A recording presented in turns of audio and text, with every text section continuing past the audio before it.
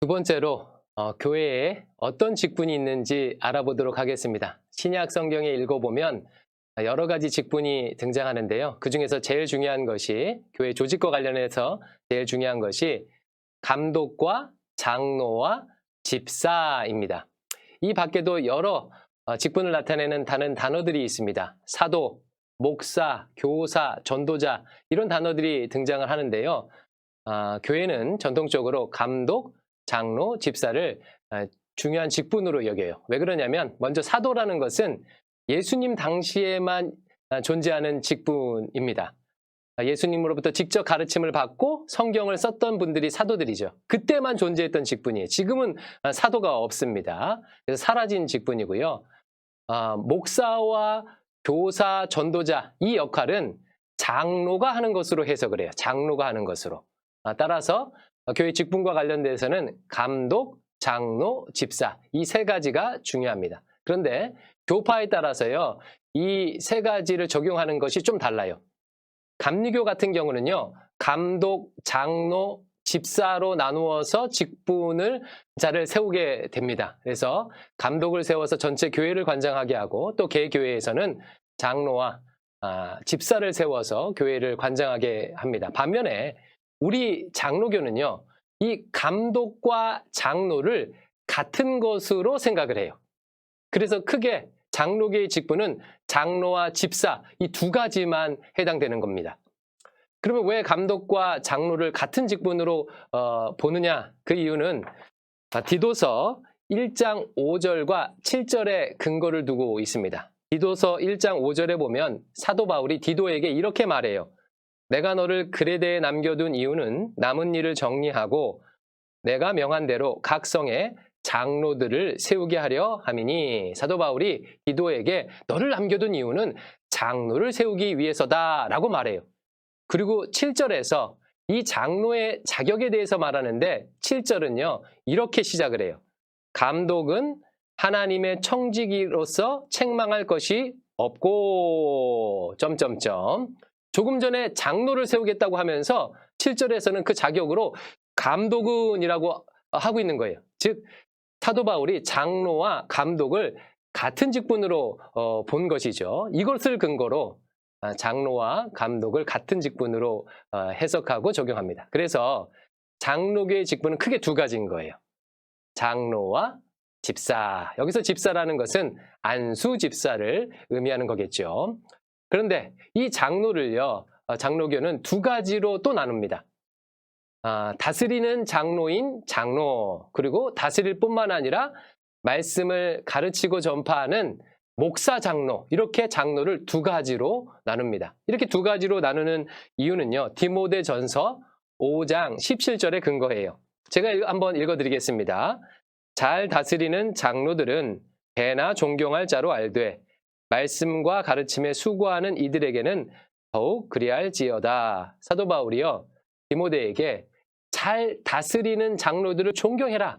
근데 그 장로들 중에서도 말씀과 가르침에 수고하는 이들에 대해서는 더욱 그리하라 라고 하면서 장로들을 존경할 것을 얘기하면서 또 그 가운데서도 말씀을 가르치고 또 전하는 말씀과 가르침에 수고하는 자들을 따로 구분하고 있어요.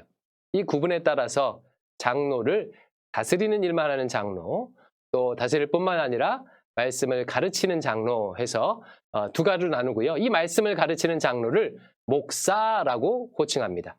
그래서 우리 장로교의 장로는 크게 두 종류의 장로가 있는 거예요. 저와 같은 목사 장로가 있고 또 우리가 일반적으로 장로님 부르는 장로가 있게 되는 것이지요. 자, 정리하면 몇 가지예요? 크게 장로교는 두 가지, 장로 집사인데 이 장로는 목사 장로와 일반 장로로 나뉜다. 이렇게 볼 수가 있습니다. 그런데 실제 교회의 직분에 보면 이 장로와 안수 집사 외에도 권사라는 직분이 있죠. 이 권사라는 직분은 어떻게 생겨난 것일까요? 권사라는 직분은요, 성경에 명시되어 있지는 않습니다.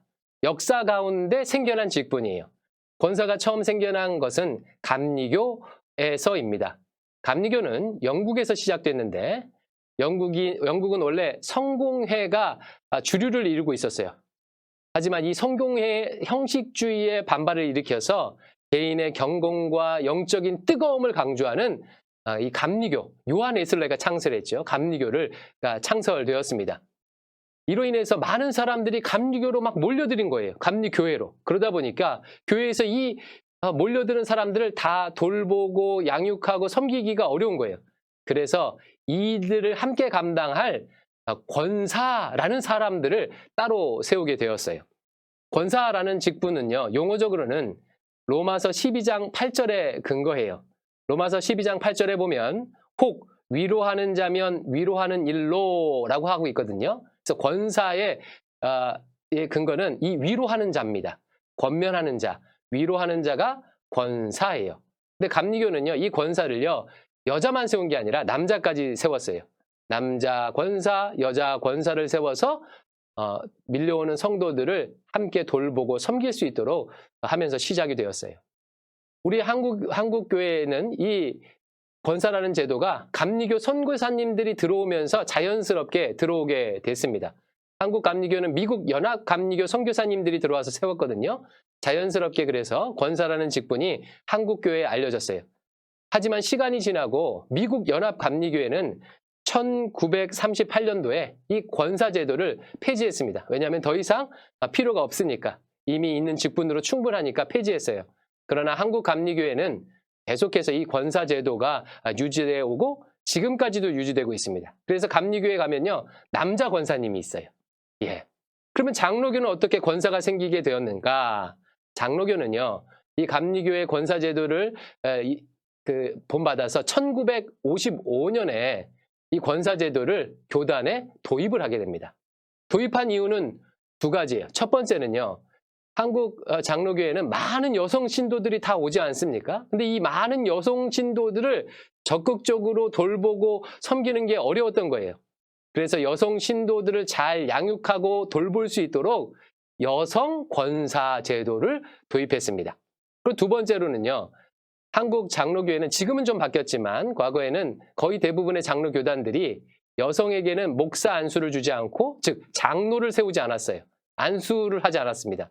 이러다 보니까 여성 리더십을 세울 필요가 있고, 여성 리더십을 세우기 위해서 권사라는 직분을 통해서 여성 리더십을 세웠습니다. 즉 많은 여성들을 돌보기 위해서, 그리고 두 번째로 여성 리더십을 세우기 위해서 권사라는 직분이 들어왔습니다.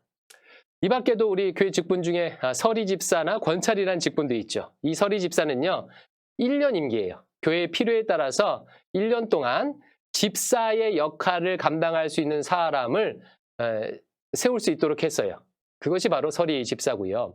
이 권찰 직분도요, 1년짜리입니다. 1년 직분이고, 권찰은 원래 남녀 다 세울 수가 있었습니다. 그래서 이 권찰을 세우는 이유는 신방하는 일을 담당하고 세신자들을 양육하기 위해서 권찰이라는 직분을 또 따로 임시직으로 세웠습니다.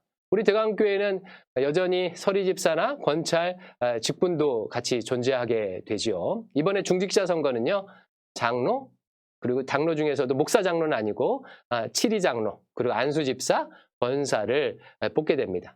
이 중에 장로와 안수 집사는요, 항존직이에요. 항존직이란 얘기는 교회가 존재하는 한 항상 존재하는 직분을 가리켜요.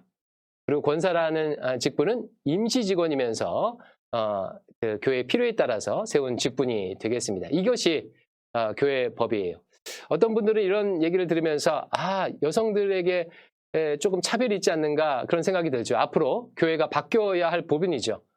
이것은 여성 목사를 안수하거나 여성 장로를 세울 수 있게 된다면 아마 변화될 수 있을 것입니다. 이와 같은 직분이 있다는 것을 여러분 또 기억하시기 바랍니다. 감사합니다. 알고 기도하고 투표합시다.